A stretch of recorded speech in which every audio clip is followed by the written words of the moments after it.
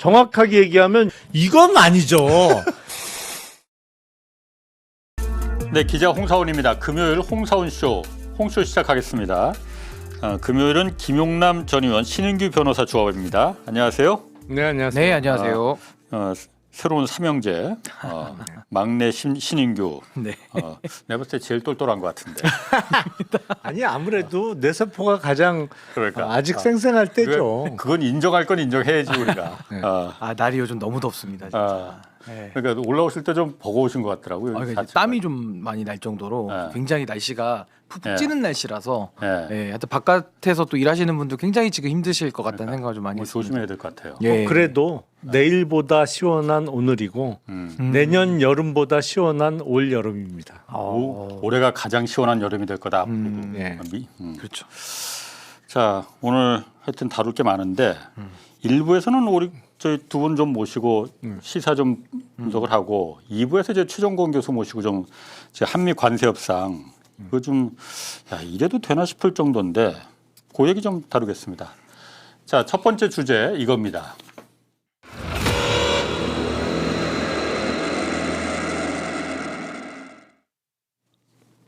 자, YTN과 MBC 방송사 얘기가 나왔어요. 그러니까 특검에서 그 부분을 지금 수사를 하고 있는데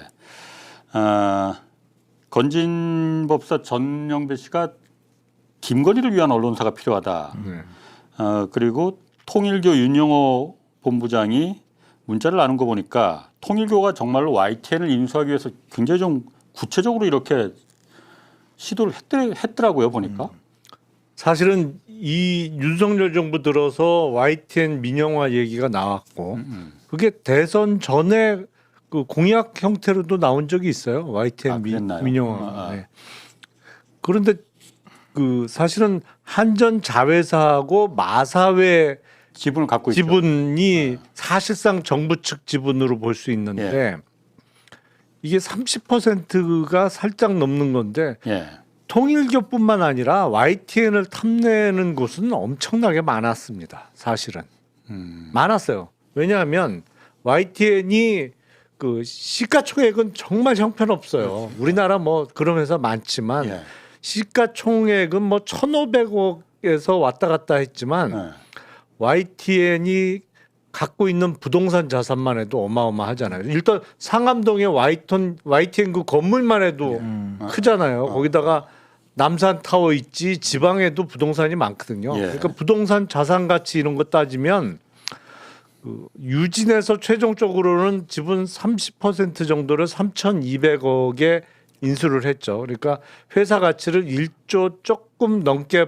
본 건데 제가 보기엔 이것도 싸게 산 거예요. 엄청 헐값에 샀죠. 네. 말이 안 되는 가격에 언론사를.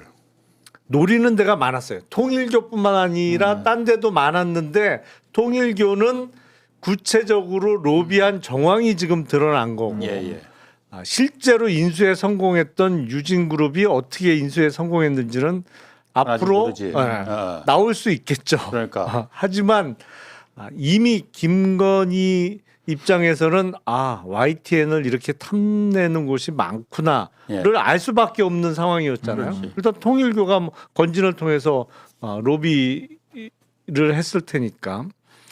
그리고 통일교하고 김건희가 중간에 틀어지긴 틀어진 것 같아요. 목걸이랑 받을 건 다 받고 막판에 하여튼 목걸이라도 돌려달라 이렇게 통일교에서 건진한테 문자를 보냈잖아요. 그거 보니까는 YTN이고 캄보디아고 다 통일교는 그냥 팽을 당한 거 아닌가, 닥쳤던 게 개꼴이 된 거 아닌가라는 생각은 좀 드는데.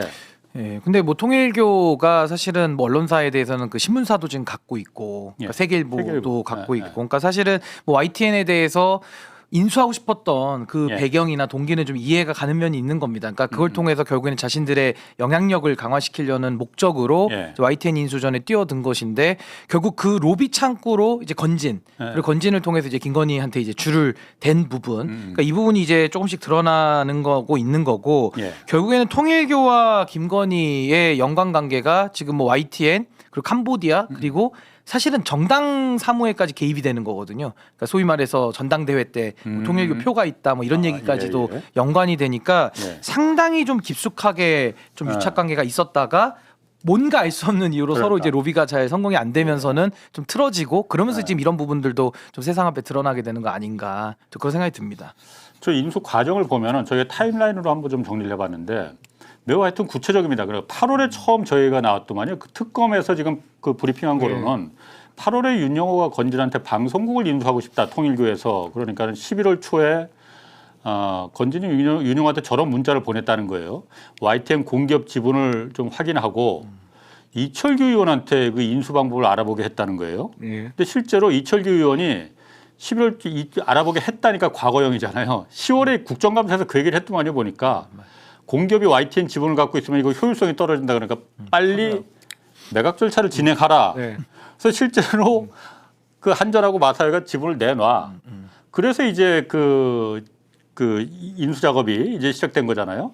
그래서 그 다음에 보면은 실제로 11월 11일 아까 말한 대로 기재부에서 매각 계획을 발표하고 그던 다음에 11월 말에 특검에서 윤영호 수첩을 갖다 확보를 했잖아요. 여기 보니까는 중식당에서 이 얘기가 적혀 있었다는 거예요. 건진 법사가 그 중식당 밥 먹는 자리에서 김건희한테 전화를 걸더라. 전화를 걸어서 YTN하고 캄보디아 청탁 이걸 직접 전화를 하더라. 이걸 윤영호가 통일교 윤영호 본부장이 적어놓은 거야 수첩에. 이철규 의원은 뭔가요? 요즘 자주 나오네 이철규 의원이. 아니 이철규 의원은 당연히 그 중요 임무 종사자죠. 핵심 거의 대부분의 사안에 있어서 중요 임무 종사자죠. 뭐 공천이면 공천 아니면 저런 어떤 이권 개입이면 이권 개입에 있어서 사실은 한전 측하고 마사회 측에서 팔기 싫어했어요. YTN 지분을 미적미적 됐어요. 사실은. 그럼 그때 강제적으로 팔게 된 건가? 그렇죠. 압력을 넣었죠. 그래서 그 좀 버티다가 결국엔 팔게 되는 상황이 온 건데 그런 앞제비 노릇을 주로 한 사람이 이철규 의원이죠. 물론 이철규 의원은 통일교 윤영호 자기는 모른다. 그리고 YTN 인수 의혹에 관여할 이유가 없다 자신은. 말은 일단 이렇게 했습니다. 이거는 이제 수사에서 좀 밝혀질 문제고. 그러면 저 YTN 지분 왜 갖고 있어 니들 이 발언이 그냥 우연의 일치다. 그런데 또 우연하게 건지는 이철규 의원한테 그런 그 말을 전하지도 않았는데 이철규 보고 알아보라고 했다라는 거짓말을 윤 본부장에게 했다. 다 우연이다. 아니 그래서 주로 이제 까마귀가 너무 많이 날아다. 그런 식으로 거짓말하는 거예요. 그래서 우연 곱하기 우연은 필연이거든요. 그러니까 우연이 2번 이상 겹치기 시작하면 의심을 해봐야죠. 그래서 저는 사실 지금 등장 인물들 보면 원조 윤핵관이 있잖아요. 그게 누구냐면 이제 권성동 그리고 장제원 그리고 이철규 윤한홍 요 4인방이 권력 초기부터 이제 소위 말해서 판을 짰던 그 윤핵관들이고 이제 거기랑 뭐 처음에는 뭐 김건희랑 뭐 서로 갈등설도 나오긴 했습니다만은 이철규 같은 유형은 상당히 이렇게 좀 간신 같은 성향이 좀 있기 때문에 여기 붙었다가 저기 붙었다 하면서 양쪽에서 좀 약간 장사를 좀 했을 가능성이 있고 그 다음에 지금 소위 말해 지금 뭐 언더 찐윤 얘기 나옵니다만은 요 핵심 찐윤 권장 이윤 외에 뭐 예를 들면 뭐 권영세, 추경호 뭐 요런 급들이 그 다음 레벨이고 한 칸 아래고 예를 들면 뭐 김정재 뭐 배현진 이런 사람들은 아예 그냥 보이지도 않는 거예요 사실은 초반의 기준으로 하면 근데 찐윤 호소인 호소인이죠. 근데 저때 당시 보면 2022년 10월인데 이철규는 진짜 핵심 주요 임무 수행자고 당시 기재부 장관이 추경호 장관이잖아요. 그러니까 추경호 장관급의 레벨이라고 한다면은 건진 정도의 영향력이면은 충분히 이거는 한번 선을 대볼 수 있는 수준의 위치 아니었는가. 저 그런 의심도 좀 듭니다. 물론 수사를 통해서 더 밝혀져야 되겠죠. 어쨌든 실제로 그 YTN 인수 전에 유진그룹이 결국은 낙찰을 받긴 했어요. 그거 무슨 연유인지 정말 이거 수사를 해봐야 헐값에 정말 3천억에 그 YTN이라는 언론사를 갖다 그냥 먹었거든.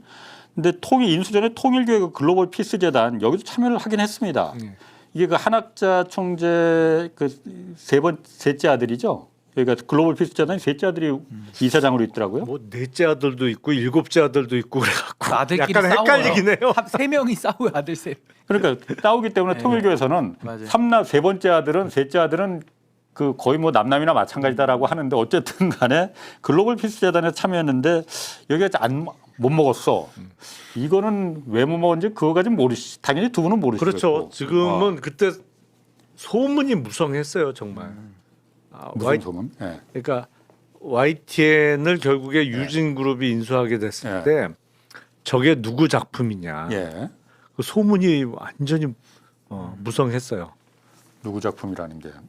나 그 얘기는 그 소문은 못 들었는데. 그래서요? 예. 그때 뭐 하여튼 그 소문이니까 이거는. 예. 그때 의외의 인물이 등장하기도 했고. 말하기 곤란한 인물이구나. 아니 소문밖에 예. 없으니까 어떤 근거가 나오면 모르겠는데. 그렇지. 예, 예. 그래서 하여튼 의외였어요. 예, 유진은. 건설사잖아요. 그러니까 그렇죠, 건설사. 큰 건설사도 아니고 그냥 종합건설사인데 레미콘이죠. 출발은 레미콘. 예. 네. 여기가 어떻게 3천억이라는 헐값에 YTN 내부에서도 굉장히 반발을 많이 했고 네.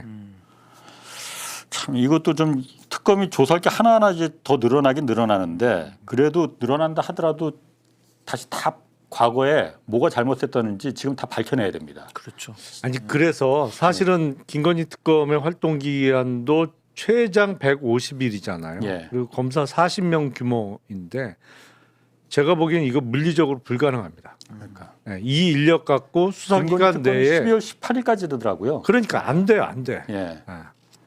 그래서 어차피 특검이라는 게 법률안에 의해서 생기고 권한이 부여되는 것이기 때문에 예. 다시 법률안 개정안을 내든지 아니면 새로운 특검 법안을 통과시켜서 하면 되거든요. 그래서 이 활동 시한 종료 무렵쯤 되면 새로운 특검을 하든지 아니면 그때 가서 상설 특검을 하든지 아니면 그때쯤 되면 내란 특검하고 최상병 특검은 끝나요. 최상병 특검은 한 달 전에 그렇지. 이제 수사가 종료됐을 시점이고 내란 특검은 거의 끝 무렵이고. 예. 근데 내란 특검의 검사 60명, 최상병 특검의 검사 20명이래 말이에요. 합치면 80명이에요. 예.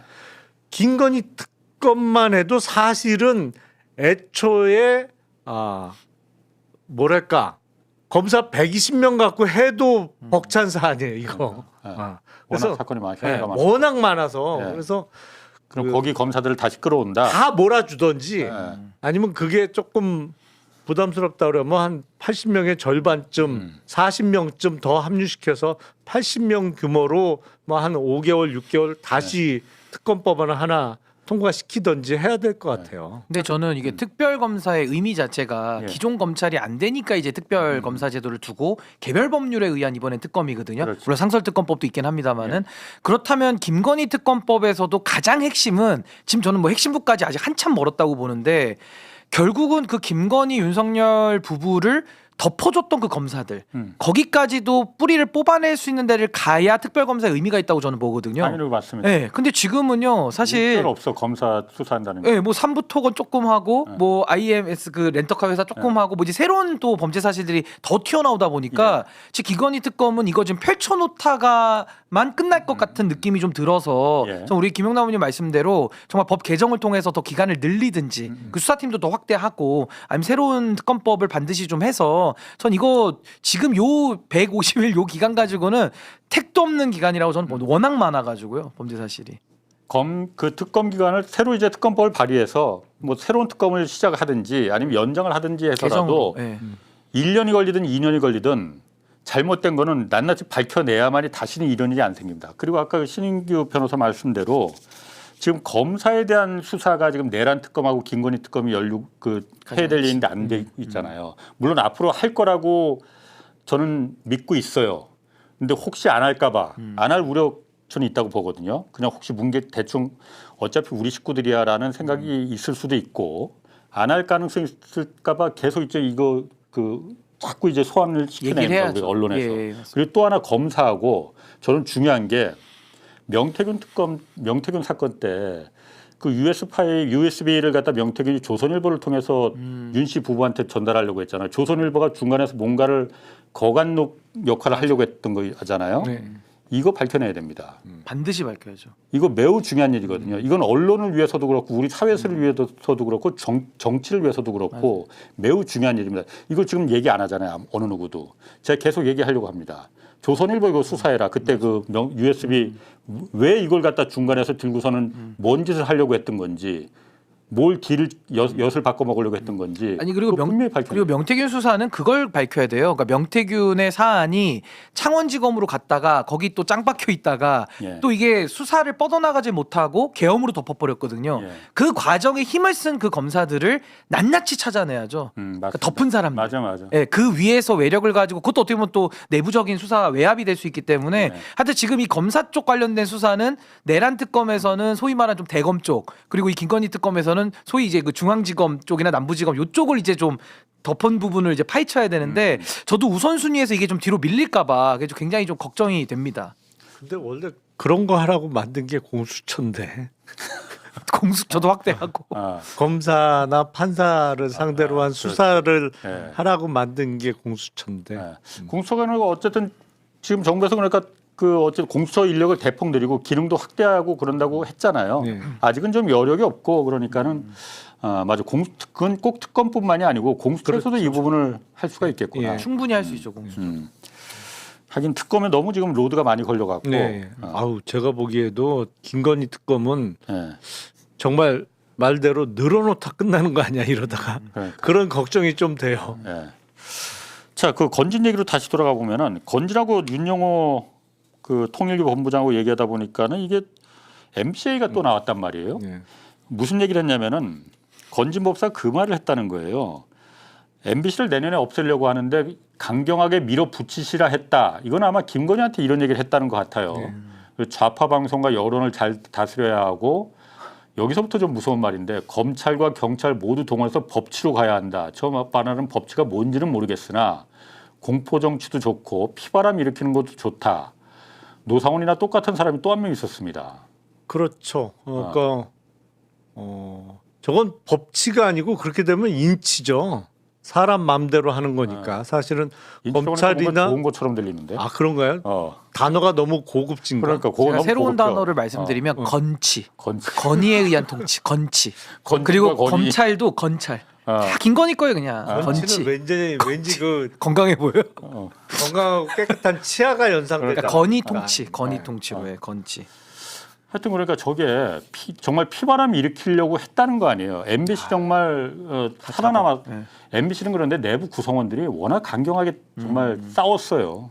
보니까. 그러니까 저 건진의 저 발언은 예. 비상계엄을 통한 내란과 일맥상통하는 거죠. 그러니까 일종의 공포를 조성해서 본보기로 MBC를 그냥 그렇지. 때려 부셔야 된다는 얘기를 한 거잖아요. 대들면 어떻게 되는지 본보기를 그러니까. 보여줘야 된다. 예. 그 얘기를 지금 건진이 한 거잖아요. 예. 그러니까 무력 내지는 총칼로 그냥 억압하려고 했던 12.3 계엄하고 저 MBC를 때려잡아야 된다는 얘기는 결국엔 같은 얘기를 하고 있는 거예요. 그러니까 저게 MBC가 실제로 그러려고 했잖아요. 바이든 네. 날리면 때 저 말을 했다는 거거든요. MBC 내부가 거기에서 굽히지 않고 끝까지 저항을 했잖아요. 오히려 더 정권에 대해서 맞는 보도를 올바른 보도를 세게. 더 했잖아요. 내부 구성원들이. 그게 정말 저는 MBC를 살렸다고 보고 오늘날의 대한민국을 만들었다고 저는 생각해요. 그때 바람보다 먼저 누워버린 방송사 언론사 있습니다. 너무 많죠. KBS 정말로 저는 제 친정이 KBS지만은 다시 국민들의 마음을 얻을 수 있겠느냐. MBC와 너무나 비교가 됐었거든 그때.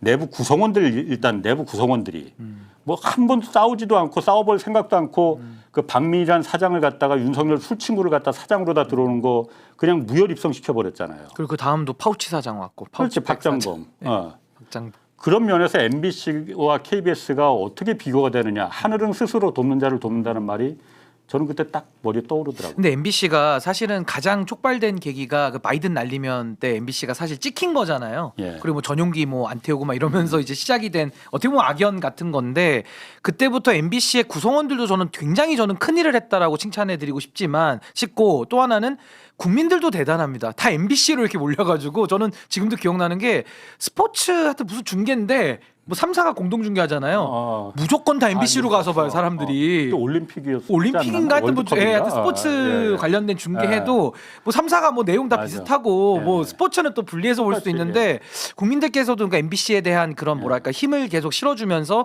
이 상호작용이 아주 잘 이루어졌다는 생각이 좀 듭니다. 그러니까 그래서 하늘은 스스로 돕는 자를 돕는다. 이게 정말 딱 맞는 말인 것 같아요. 보면은. 만약에 MBC가 들어 누웠다면 진짜 이 나라는 어떻게 됐을지 끔찍합니다 정말 진짜로. 네. MBC가 그때 굽힐 수도 있었으니까. 굽혔다면 정말 이런 세상이 오지 않고 정말 피바람 부는 세상이 정말 왔을 수도 있습니다. 사우나 얘기도 좀 해볼게요. 용산 그 한남동 관저에 있는 건 내 이해를 하겠어. 아니 그러니까 저도 진무시. 야 이건 진짜 해도 너무 사우나 해도 매니아야. 집무실에. 아니 이게 대통령실 5층 거기 집무실이잖아요. 여기 보면 그 집무실 함께 숨겨진 문이 있었대네. 하여튼 뭐 비밀 공간. 그런 거 좋아하나 봐. 그래서 거기 문 열고 들어가면 이렇게 사우나실이 있다는데 편백 그러니까 흰옥기 건식 사우나라네요. 참 이거를 그러니까 술 마시면 물론 사우나 하는 게 가장 효과적이지 술 깨는 데는. 아니 근데 보통 직장인들은 술 깰라고. 글쎄 몰래 잠깐 사우나를 갔다 올 수도 있겠죠. 예. 하지만 술 먹고 사우나가 급한데 사우나를 마음대로 할 수 없잖아요. 당연히 예. 공무원도 마찬가지고 그렇게 되면 결론적으로는 그래서 그 다음 날 휴일인 금요일 저녁 아니고는 주중에는 술을 줄이거나 안 마시는 거로 결론이 나야지. 예. 어떻게 술은 술대로 다 먹고 그러니까. 직무실에다 사우나를 설치하는 거로 해결을 보냐고요. 그러니까 해결 방법이 참 독특해. 해결 방법이 그거로 해결을 하더라고. 저게 그러니까 옛날에 그런 기사를 본 적이 있어요. 50 때, 예. 그 50 때 보안사가 셌잖아요. 예. 그 전두환 50 전두환 때 보안사령관 중에 한 명이 보안사령관 직무실에다가 사우나를 설치한 사람이 있었대. 그래갖고 사우나를 설치를 하고 근무 시간 중에도 사우나를 즐겼는데 이게 참 지금 같으면 상상도 안 가는 일인데 사우나에 또 입욕 보조원을 또 뒀대네. 때밀이? 세신. 아니 그런데 이제 그 세신사라고 세신사. 해야지. 참. 아니 세신사. 근데 그 입욕 보조원이 예. 남성이 아니었대요. 아이고 좀 진짜요? 통상적 개념이. 근데 옛날에는 차가 없잖아요. 그래갖고 그 입욕 보조원이 보안사 직원들하고 같은 통근 버스를 타고 다녔대. 그런 전설 같은 얘기가 있더라고요. 근데 이거를 지금 이 비슷한 짓을 한 거야. 지금 직무실에다가 사우나 설치해놓고 물론 입욕 보조원 얘기는 없습니다만 예. 내가 이걸 보니까 아주 옛날에 봤던 그 기사가 생각이 나더라고요. 근데 윤석열의 정신 세계로는 딱 50이 맞아요. 아니 50보다 더 앞 시대일 수도 있다라는 생각이 들 정도로 상당히 독재를 좋아했던 그런 사람이니까. 나 그런데 저 기사 보면서 이해를 못 하겠던 게 저게 그러니까 처음에 그러니까 공사 제안을 받은 업체가 있대요. 2022년 12월 초에. 그래서 업체가 그 견적을 내서 4,500만 원 정도가 들겠다고 견적을 냈는데 경호처에서 이거 현금으로 줄 테니 3천만 원에 퉁하자. 깎았어요. 그랬더니 견적 내 받은 업체가 그렇게는 안 된다. 그거는 우리가 그 일단 공식적으로 이거는 불법이니 안 된다. 정식으로 세금 계산부터 끊고 해야 된다라고 해서 이제 안 했다는 거예요. 그래서 다른 업체 21g에 이제 맡겼다는 건데 왜 현금으로다가 이걸 굳이 하려고 했어? 경호처에서 저게 그러니까 자기 돈. 저게 그 대통령실 이전하면서 전체적인 공사는 했고 저건 별도로 한 것 같아요. 그러니까 세금 계산서를 끊으면 흔적이 남잖아요. 그러니까 현찰 줄 테니 흔적 안 남고 그냥 공사만 해라. 이런 취지였을 것 같아요. 근데 그 현찰은 그러면 자기 호주머니 돈이냐? 그럴 리가 없잖아요. 아니, 그렇지. 현찰을 주려고 했고 그 현찰은 뭐 특수활동비가 됐던 흔적을 안 남기고 처리할 수 있는 현금 그리고 공사 자체도 아예 세금 계산서 발행 없는 현찰 공사로 흔적을 안 남기고 설치하려고 했다는 의도밖에 안 되는 거죠. 저도 한 두 가지 의도로 보이는데 하나는 이제 저렇게 되면 이제 뭐 부가세 못 끊고 그냥 현찰로 그렇지. 싸게 하자 이런 거잖아요. 그러니까 뭔가 좀 돈을 아껴보려는 하나의 좀 노력 아닌가 싶기도 하고 예. 또 하나는 그러니까 깎는 거죠. 깎는 게 하나가 있을 것 같고 두 번째는 저게 집무실 안에 있는 사우나기 때문에 예. 저게 절대 드러나면 안 되잖아요. 그렇죠. 드러나면 뭐 국회에서 가만히 있겠습니까? 국민들이 절대 저거는 가만히 있을 수 없기 때문에 뭔가 비밀 공간이기 때문에 외부로 드러나서는 안 되는 예. 그 이제 숨기기 위한 의도로서 좀 그렇게 제안한 거 아닌가. 아, 뭐 그러니까 그런 생각도 좀 현금 들어요. 그 티 안 세금 나게 계산서를 끊으면은 그게 무슨 남잖아요. 용도인지가 다 남으니까 남잖아요. 그게 그럼 국회에서도 문제가 될 수 있으니 언젠간 문제가 될 수 있으니 아, 아예 그래서 그냥 현금으로 비밀 공간이니까 아. 모르게 하려고 예, 그냥 예. 현찰로 퉁치고 하여튼 그랬던 의도 아닌가 싶습니다. 그랬을 가능성이 제일 크겠네. 아, 그래서 들키지 않으려고. 들키면은 국회에서 어쨌든 간에 이거 갖고 문제를 삼을 테니 그럼 그냥 한남동에서 출근도 잘 안 했다는데 그냥 거기서 하지 뭘 그냥 집에서 또- 씻지 뭘 아, 사무실에서 그러니까 어쩔 수 없이 가끔은 나와야 되니까 어쩔 수 늦게라도 나와야 되니까 그때는 아. 또 사무실에 있으면 또 귀찮고 가기. 할 일도 없고 별로 할 일도 아. 없고 몸은 피곤하고 그러니까 뭐 하여튼 상상을 초월해요. 자, 그 직연 재판부도 좀 얘기를 좀 우리가 계속 해야 됩니다. 그러니까 이 그 계속 이 국민들한테 이 부분을 좀 알려줘야 되기 때문에 일단 갈수록 좀 수상해요. 저는 뭐 제가 이 법적인 문제를 법적의 그 문제를 잘 몰라서 그렇게 제가 그렇게 생각이 드는 건지 몰라도 어제만 해도 어쨌든 윤석열이 3주 연속 재판에 불출석했으면은 특검에서 계속 그럼 재판을 빨리빨리 진행을 해야 되니까 이거 구인 영장을 좀 발부해 달라 요구하는데 구치소에 확인해 보겠다고 했거든요. 구인 가능한 여부를 그리고 건강 상태가 진짜 좋은지 안 좋은지 이미 구속 적부심 때 일찍 도착해서 그때도 한 5시간 가까이 적부심에 직접 참석했잖아요. 윤석열 씨가.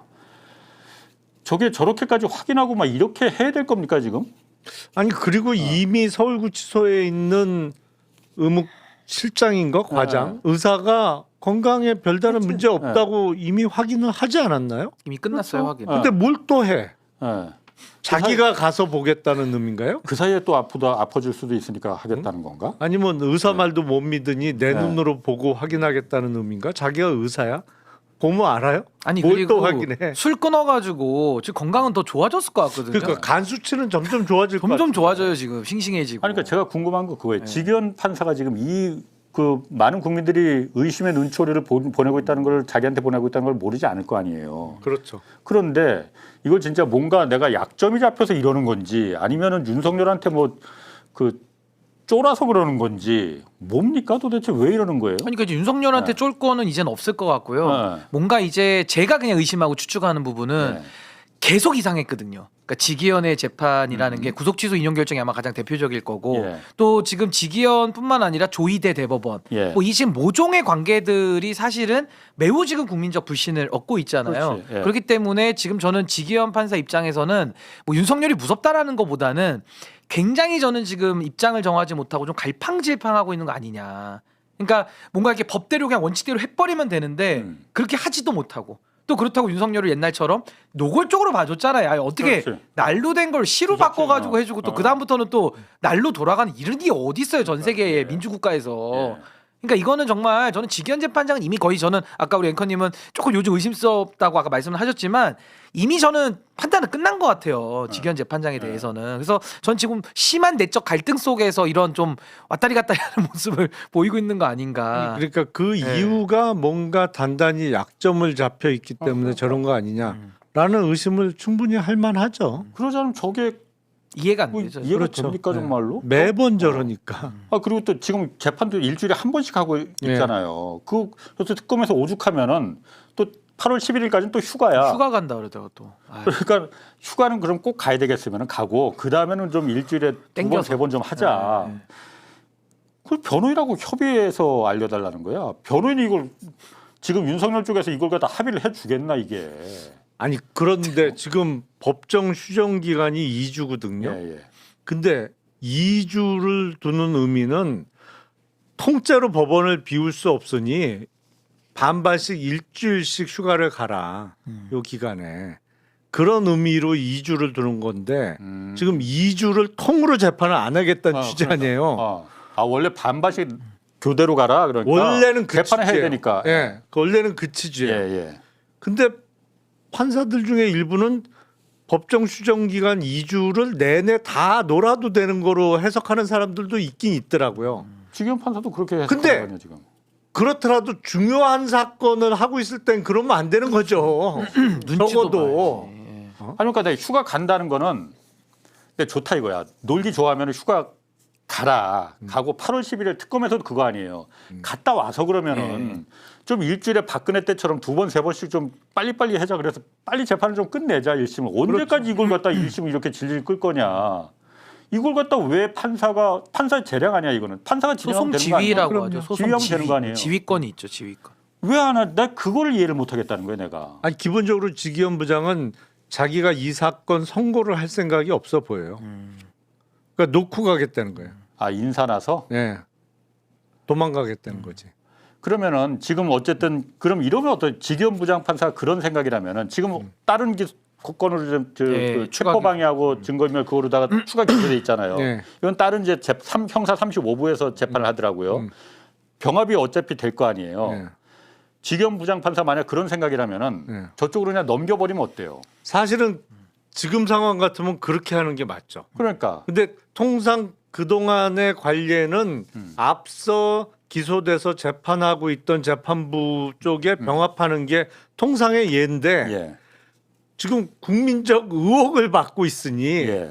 차라리 재판부를 좀 다른 재판부로 바꿔보는 것도 그러니까. 방법이죠. 그러니까 지금 원래는 이제 그게 법원 내에서 고등법원에서 그 결정을 하는 건가요? 그러니까 어쨌든 법원 내에서 결정할 그렇죠. 거 아니에요. 법원 내에서. 법원장이 이제 그런데 그러면은 통상적인 경우는 아까 말씀하신 대로 기존의 다른 과거의 재판들은 기존의 재판부가 이걸 갖다 흡수해서 병합하는 게 일반적인 건데 네. 이번 건은 만약 지기현 판사가 그런 생각을 갖고 있다면은 내가 이거 선고를 내릴 나 부담스러워서 안 내리겠다는 생각을 갖고 있다면은 저쪽으로 그냥 먼저 넘기는 그것도 결정할 그러면 되는 거 아니냐 이거지. 아니 사실은 지금 재판 길 잡은 것과 진행하는 걸 보면 거의 명백해 보여요. 자기는 이거 선고할 생각이 없어. 그냥 놓고 가겠다는 의도밖에 없어요. 그럼 병합을 만약 그 해야 될 거 아니에요. 그러니까 지금 네, 그 병합, 해야 보통은 병합을 하죠. 그럼 지기현 재판부로다가 병합을 그럼 그것도 받을 수밖에 없는 거 아니에요. 그러면. 그 이제 원칙론이고. 근데 이제 법원의 저 경우에는 법원에 그건 제가 법원 근무를 안 해봐서 모르겠는데 수석 부장이 결정할 일인지 법원장이 결정할 일인지는 명확하게 제가 모르겠는데 고법에서 결정한다고 또 저는 기사에서 본 것 같아요. 그런가요? 예. 청사 관리와 관련해서는 서울청사는 고법이 예. 다 그건 결정하는 같이 게 쓰니까 맞는데 청사는. 재판 병합과 관련해서 고등법원장의 권한인지는 제가 이거는 좀 그냥 확인해 봐야겠습니다. 법원장이 할 것 예. 같긴 한데, 근데 어찌 됐든 이 부분에 대해서는 저는 사실은 지기현의 마음은 우리가 알 수는 없잖아요. 예. 그래서 뭐 이거를 어찌 됐든 간에 지기현이 결정을 내리기 싫다 그러면 지금 새로 배당된 그 재판부로 가는 좀 예외적인 케이스도 하나가 있을 것 같고, 저는 더 근본적으로 사실 지기현 재판장은 제가 아까 여러 문제들을 지적을 했습니다마는 더 본질적으로 사실 룸살롱 문제가 해결이 안 됐잖아요. 그러면 사법윤리지원관실에서 이거 사실 조사도 지금 뭐 어떻게 하고 있는지도 모르겠고 그냥 대충 그냥 뭉개고 넘어가요. 아니, 결론도 안 냈잖아요. 그러니까 여기에 대해서도 그럼 뭐 직무배제를 하고 뭐 감찰을 좀 실시하든지 이거를 좀 법원행정처라든지 조희대 대법원에서 좀 정리를 해야 되는데 이럴 생각이 전혀 없다는 거예요 지금. 그러니까요. 그러니까 지금 재판이 산으로 가는 겁니다 이게 사실은. 네. 제가 볼 때는. 그러니까 앞으로 좀 추가 기소 될 게 지금 추가 기소 이미 된 거는 사실 그렇게 형량이 센 건 아니잖아요. 높은 건 아니죠, 예. 근데 앞으로 외환죄나 이런 거 추가 기소 분명히 할 거란 말이에요. 이거는 형량이 세단 말이에요. 뇌물 중범죄란 같은 말이에요. 거. 네, 뇌물도. 그럼 이걸 갖다가 지기현 재판부로다 그냥 넘길 수는 없을 것 같고 지금 형사 35부에서 그 특수공무집행 방해나 뭐 증거인멸 요거 네. 맡은 이걸 차라리 병합하지 그냥 분리 재판으로 그냥 계속 가다가 이쪽으로 추가 기소되는 외환죄나 이런 거를 이쪽으로 그냥 같이 계속 가는 거로 양쪽에서 이제 이렇게 병합 분리해서 계속 가는 것도 방법이지 않겠나. 법원에서 그걸 갖다가 선택할 수 있는 가능성은 없습니까? 뭐 통상은 그렇게 따로따로 진행은 잘 원래는 안 안 한다 하는 이거죠. 재판을 여러 번 또 가야 되니까 사실은 병합해서 하는 게 맞고 그건 사실 법원의 재량이니까 그 부분은 조금 한번 지켜는 봐야 될 것 같습니다. 어떻게 할지. 알겠습니다. 오늘 하여튼 그 부분까지만 다루고 저희가 2부에서 좀 그 한미 관세 협상 지금 이게 매우 중요한 얘기이기 때문에 요거 다루기 위해서 두 분은 여기서 좀 보내드려야겠습니다. 네. 뭐 여기 밖에서 구경하셔도 괜찮고 중요한 얘기니까. 자, 구경하고 해야 될 것 같은데. 오늘 두 분 수고하셨습니다. 고맙습니다. 예, 감사합니다.